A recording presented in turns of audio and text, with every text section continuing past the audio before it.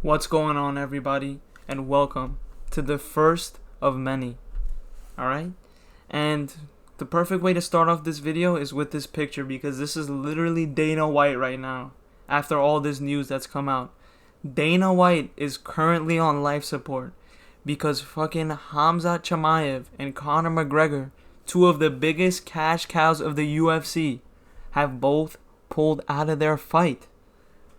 Well, at first glance, it's really horrible news. June was supposed to be a great month for the UFC. But, Khamzat Chimaev is literally on the brink of death. Like, look at this guy. This guy is in a hospital. Like, he looks dead. This guy already looks dead. They have pictures of this guy behind him like he already died, and they're remembering him. Like, what is this? And right after his Kamaru Usman fight, he got sick like this before. I don't know what's up with this guy. I don't know what's happening to bro. But, like, he's not fighting Robert Whittaker. That was going to be a great fight. And it's just sad because we're getting robbed of the Khamzat Chimaev hype. Like, everybody wants to hate on Khamzat Chimaev now because of this pullout and all that.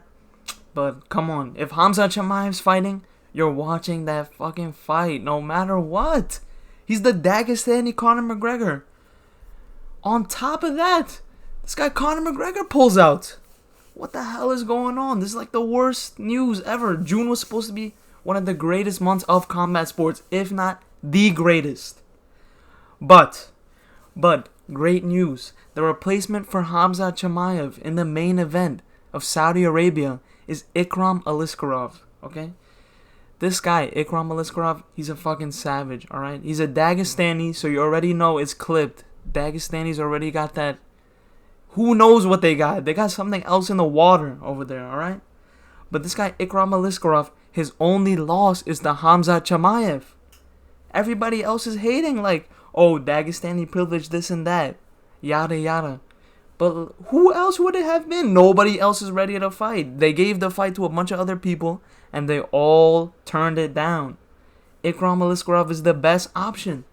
And I think he has a solid chance of going out there and beating Robert Whittaker. Don't get me wrong. I love Robert Whittaker. He's a great fighter. And just love watching his karate stance go, because, like, how could you not? Like, he just flows in there, bouncing up and down, just throwing shots down the pipe. Like, he's one of the best fighters to watch. But Ikram Aliskerov, we're forgetting. He's a Dagestani, man. He's 15-1. These guys don't take L's. But if he's going to take an L to anyone also, it's going to be Robert Whittaker. This guy Robert Whittaker knows how to wrestle. He knows how to stop the wrestling. So this is going to be a great fight. I think since Khamzat Chimaev pulled out, like, him versus Khamzat is the best fight to make, of course. But since we're not getting that fight, this is the best option. This is the best option that we could possibly get. So I'm not mad. Like, it was pretty sad when I heard Khamzat pulled out. But do we have to look at bro again?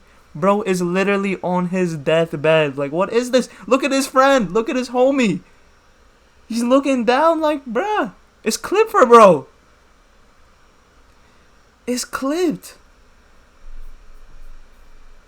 But on to UFC 303. Come on, man. This card just bossed up.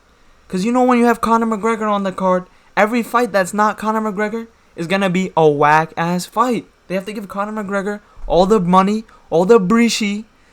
But it's clipped. They can't give him the brishy. So we got Alex Pereira versus Yuri Prochazka 2.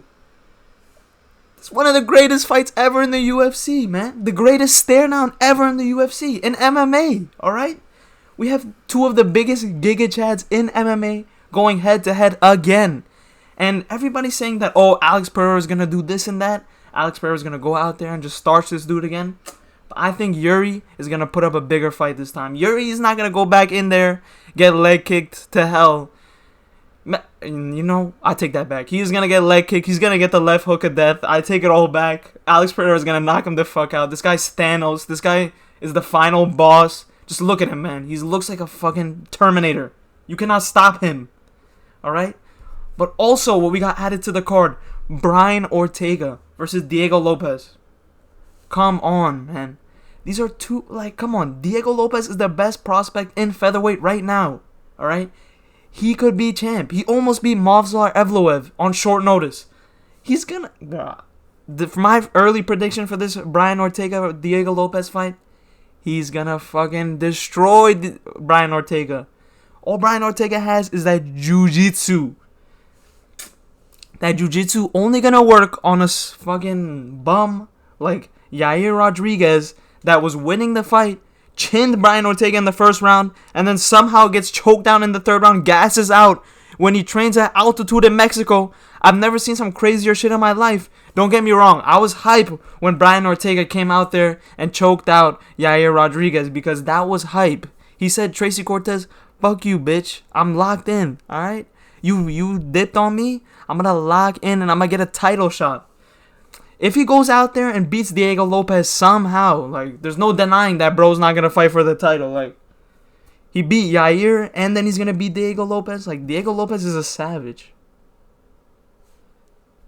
But also down here, we get Anthony Smith versus Carlos Ulberg. The smartest MMA fighter ever, Anthony Smith, is gonna go against Carlos Ulberg. He's gonna get chinned by that left hook. The smartest MMA fighter ever. That's my early prediction. And I thought that when this card came out and they added Brian Ortega and Diego Lopez, that they were gonna get rid of this Carlos Ulberg fight. But we get Carlos Ulberg and Anthony Smith with Diego Lopez, Brian Ortega, and Yuri Prochazka versus Alex Pereira too. What else could you guys ask for? This is better than the original card. Conor McGregor versus Michael Chandler. That's going to be a 1-round fight. One of them's going to get knocked the fuck out. And it's going to be whack. It's going to be hype for the build-up. It's going to be hype for the press conference.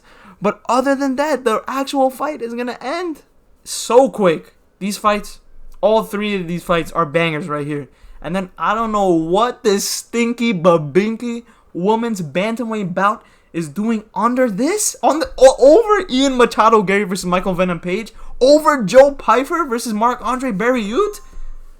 What is this? They want to talk about Dagestani privilege. What is this woman's bantamweight bout privilege? All right, Mayra Bueno Silva on that UFC 297 card might have been one of the most boring fights I've ever seen in my life, and that was for a belt. That was for a belt. She's versing like, I don't even know what that is. That's the McDonald's manager right there. That's the McDonald's manager cut right there.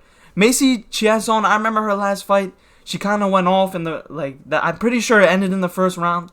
So it might be clip from Mayra Bueno Silva, but we'll see. But Ian Machado Gary versus Michael Venom Page? How is this below Mayra Bueno Silva versus Macy Chiasson? How do you even say that? How is watching Ian the Cuck Gary get knocked out by Michael Venom Page less valuable than this? It makes no sense. This is what's wrong with the UFC. I don't know who's matchmaking. I don't know who's setting up these cards. Who's layering these cards. But they're doing a terrible job. They're putting some of the wackest fights up on the card and some of the best fights on the prelims and below. It makes no sense. That's one of my biggest... I love the UFC. I wouldn't be making these videos if I didn't love the UFC. But one of my biggest flaws that I see in the UFC is how they be setting up the cards. It needs to get better with each fight. Not good then bad, not good then bad. But I don't know. So, other than that, that just killed the whole vibe. But other than that, this is the news that we're getting. And we have to go back to the original. Look at Dana. This is literally what Dana right now. Even though he made these great replacements and I'm hyped for them. This is literally him right now. He's thinking about how he's not going to get Khamzat Chimaev and how he's not going to get Conor McGregor to fight in this month. You know, Dana was foaming at the mouth when he was dropping these cards before. When he was dropping that Conor McGregor card, oh my god, right after that fight. And the Khamzat Chimaev versus Robert Whittaker, you know this guy was hype. But now this is him right now. He's on life support.